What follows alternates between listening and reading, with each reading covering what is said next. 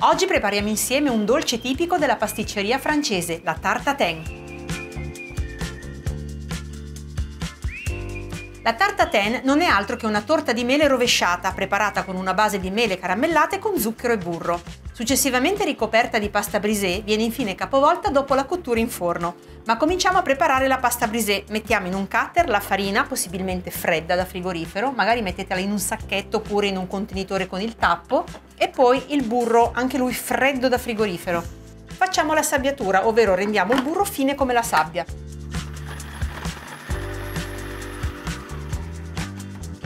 Perfetto, ora uniamo un pizzico di sale e dell'acqua ghiacciata. Frulliamo di nuovo fino a compattare tutti gli ingredienti.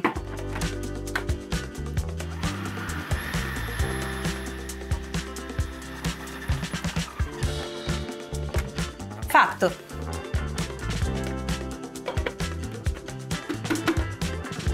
Dopo aver ribaltato l'impasto sul piano di lavoro, lo lavoriamo velocemente per non scaldarlo e formiamo una pallina.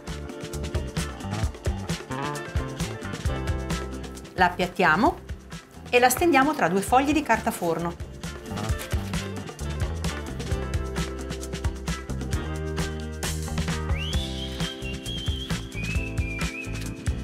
Dobbiamo ottenere un diametro di circa 30-31 cm.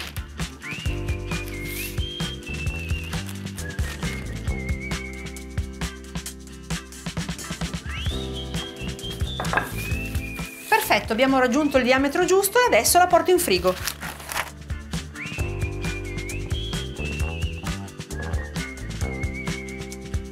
E veniamo alle mele. La prima cosa che farò è eliminare il torsolo.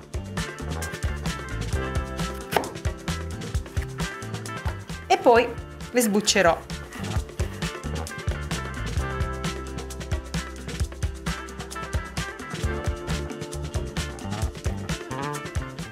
Ora che ho tolto la buccia, le taglio in quarti, così.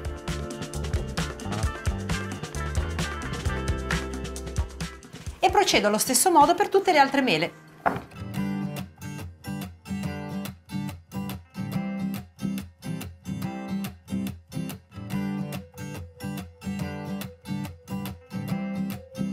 Le mele sono pronte. Le mettiamo in un piatto. E andiamo ai fornelli. Adesso dobbiamo cuocere le mele. Qui c'è una pentola con dell'acqua in ebollizione, aggiungo lo zucchero,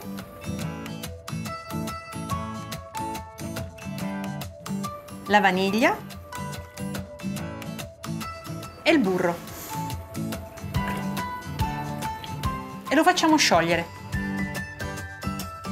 Il burro si è sciolto, quindi aggiungo i pezzettini di mela in pentola. Non li metto tutti insieme, ma un po' alla volta. Le mele devono cuocersi, diventare tenere, ma non sfaldarsi.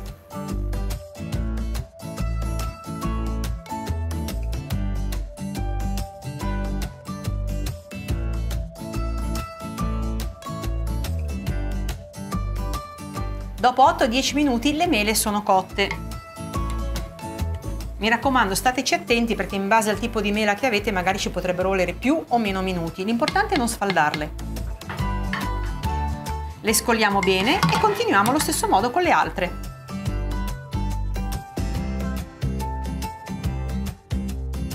Ora prepariamo il caramello. Mettiamo in un pentolino prima l'acqua, sempre prima l'acqua. E poi aggiungiamo lo zucchero. Ora facciamo sciogliere lo zucchero mescolando con un cucchiaio d'acciaio. Poi non lo tocchiamo più una volta che lo zucchero è sciolto e lo facciamo diventare di un bel colore dorato. Perfetto, il caramello sta cominciando a diventare dorato e da qui a pochissimi minuti diventerà molto scuro, quindi state attenti che arrivi al colore dorato come questo. Lo versiamo dentro questo stampo che ha un diametro di 24 cm.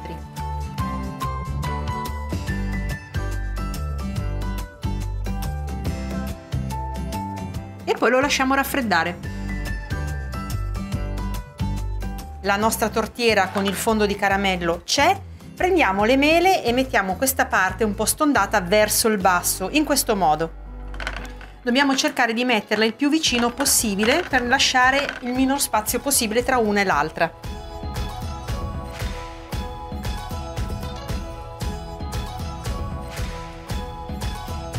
Le restanti mele invece le mettiamo così con la parte liscia rivolta verso l'alto. Cerchiamo di chiudere tutti i buchetti che troviamo. Prendiamo la nostra brisée, se è troppo dura, estraenderlo dal frigorifero, magari con le mani ammorbiditela un po' riscaldandola. La bucherelliamo però senza oltrepassare la sfoglia, così eviteremo che si gonfi in cottura, e la mettiamo sopra la nostra tortiera in questo modo. Ora dobbiamo mettere la brisée qui dentro, come se abbracciasse le mele.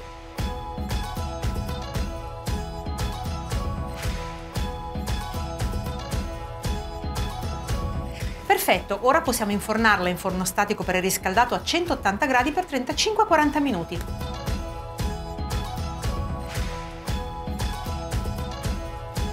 Una volta sfornata la nostra tarte tatin, mi raccomando capovolgetela subito sul piatto da portata, altrimenti se il caramello si indurirà tutte le mele rimarranno attaccate alla teglia. Poi, una volta intiepidita, possiamo spennellarla con della confettura, magari passata al setaccio per togliere i pezzi di albicocche o pesca.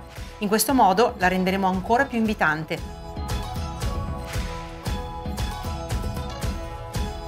Guardate com'è bella la tarte tatin, croccante e profumata, buonissima quando viene lasciata raffreddare e i sapori si sono ben amalgamati. Che dite, ne tagliamo una fetta?